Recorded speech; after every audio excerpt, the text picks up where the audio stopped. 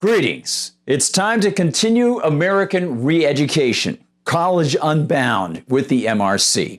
It's time to see the second half of the Communist Manifesto's 10 planks and try to tell ourselves it couldn't happen here.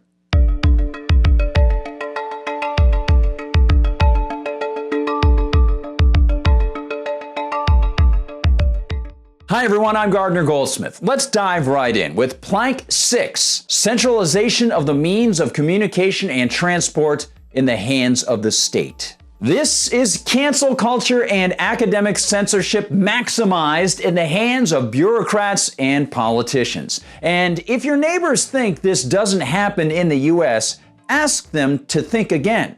Communication. Let's look at that first. The federal government claims control over all radio waves, television broadcasts, phone calls, and cable-driven computer interaction via its creation, the Federal Communications Commission, otherwise known as the FCC. And here's some key background for those of you who don't know where this came from.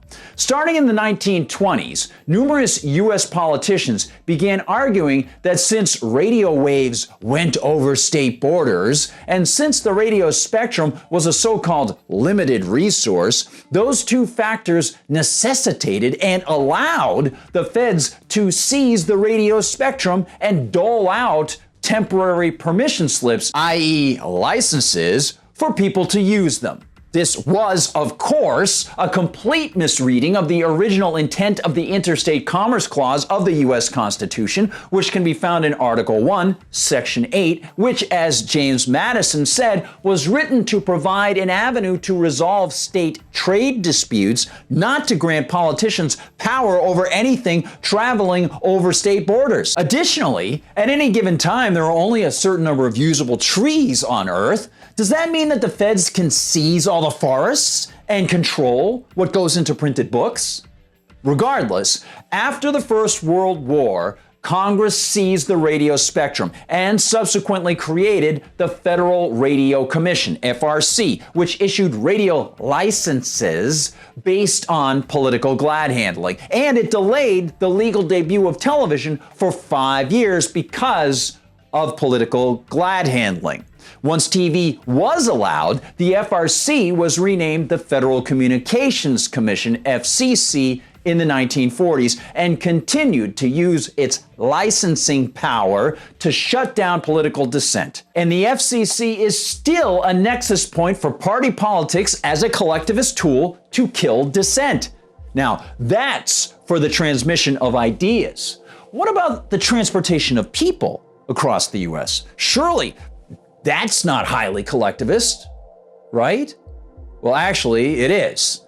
Let's look first at air travel. Starting in the 1920s, the United States Postal Service, USPS, began using a series of lighted air routes for its transcontinental air mail service. It set up lighted towers and created huge arrows on the ground, some of which can still be seen in the desert Southwest, to allow its hired pilots to use visual flight rules to be able to fly. Of course, there was no radar in wide use at the time. Now, the USPS also got Congress to ban private carriers from using those routes.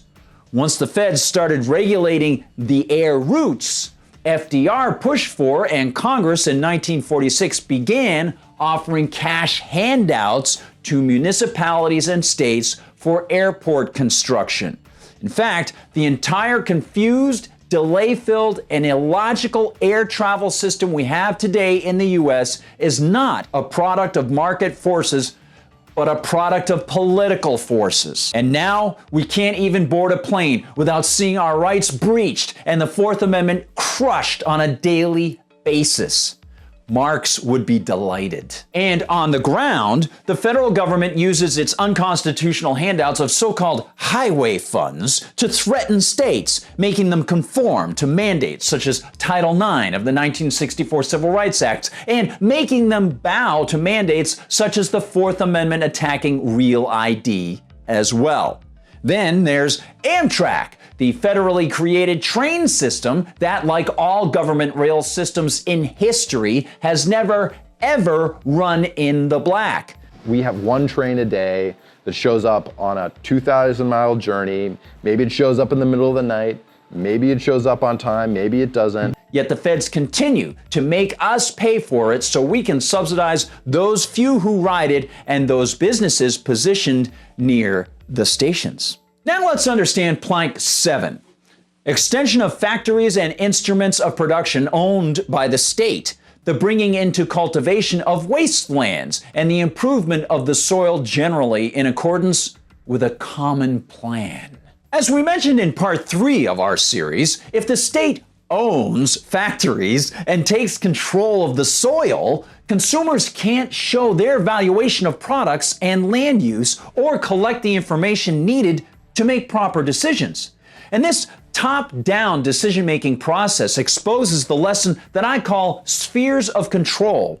The larger the sphere of control, the less knowledgeable the deciders will be. The less connected to local information they will be, the more people will be harmed by bad decisions, and the lower the chance of the ability to escape the badly affected area. The history of collectivism running factories, industry, and agriculture has reflected this problem and produced not goods and crops, but mass starvation, horrors, and death. And those we will see very soon. Now it's plank 8. Equal liability of all to labor. Establishment of industrial armies, especially for agriculture. Okay. You know, even cavemen understood that people have different abilities and interests. Yet Marx would make everyone somehow equal in their labor. And Marxists claim to oppose exploitation, yet they avoid the reality that enslavement by the state is exploitative, to say the least. Now, how is this reflected in America today? Easy. The U.S. income tax is state-run enslavement, period. Then there are agencies such as the Federal AmeriCorps and the illegitimate use of federal troops or cash to promote so-called disaster relief, which inform us now that America already has employed hundreds of thousands unconstitutionally as armies for government-run industry and agriculture. In this way, the U.S. is actually similar to both World War II Germany and Italy, where Hitler and Mussolini admired Marx and utilized this collectivist AmeriCorps tactic. And we'll discuss the fascist brand of collectivism very soon, seeing just how much Hitler and Mussolini really did admire Marx. Now let's hit plank 9. Combination of agriculture with manufacturing interests. Gradual abolition of the distinction between town and country by a more equitable distribution of the population over the country. Equitable. Who decides that? Various central plans have been introduced and executed in Marxist nation-states, and many Western politicians have implemented their own versions of these types of things, from Hitler's ghettoization to Jackson, Lenin, Stalin, and Mao's forced relocation crimes, to the often overlooked but pernicious practices of zoning, farm subsidies, corporate regulatory capture, or the various planks of the United Nations Agenda 21 and Agenda 2030. The world has seen repeated attempts by politicians to reshape maps, carve out special privileges for favored groups, and make the world live a certain way. The result? In America, a nation with no connection to the feudal class system that Marx supposedly despised, collectivism has created a new class, the political class. If you're connected to government and play its game, you're the elite, just like the politicians. And now plank 10. Free education for all children in public schools. Abolition of children's factory labor in its present form. Combination of education with industrial production, etc., etc. Well, first of all, somebody should have told Mr. Marx that nothing is free, and they might want to mention that to contemporary collectivists of all stripes. People are forced to pay for what any government provides. In the case of America, it is indirect enslavement of citizens through income, sales, and property taxes, all done while claiming children have a right to education. But no one has a right to anything. We have natural rights to be free from the commands, theft, and threats of others. Collectivists would never dare openly enslave teachers because that would make the mandatory servitude too obvious. And of course, there would be no incentive for teachers to actually teach when thrust into classrooms. But collectivists will force others to pay taxes to fund the teachers' salaries and deride anyone as hating children if taxpayers would like to keep their money and they think that using force doesn't allow for the price system to function properly or for competition to achieve beneficial results. Regardless, since the late 1800s, the United States has seen Marxist collectivists lobby for and secure this manifesto plank of government-run schooling. To the detriment of education, economics, choice, and free will, they've left tens of millions of children ill-served and illiterate, perfect targets for government welfarism and control, even as taxation of the productive to shell out for the schooling on every level grows and grows. Karl Marx wanted education to be free, which is a fantasy, and monopolized by the state, which is an inevitable disaster, not because he wanted to ensure diversity and innovation, but because he knew the state would produce conformity and compliance. Since federal involvement in education in America, look at the results. Massive expense, huge bureaucracy, mandates from on high, the end of critical thinking and the cultivation of groupthink, and other lousy outcomes. And Marx is said to have opposed the exploitation of children, but he wanted children removed from the home and put into government school work camps. He despised traditional families and the teaching of belief in God, and, as is clear in Plank 10, he wanted to replace child labor in capitalist factories with child labor through a mandatory schooling system. Children in the Marxist system would be sent to government-run schools, then made to work in state-owned factories. But one assumes, since they were working for the proletariat government, Marx thought this form of enslavement was downright peachy keen. This lack of morality and ethics is horrifying.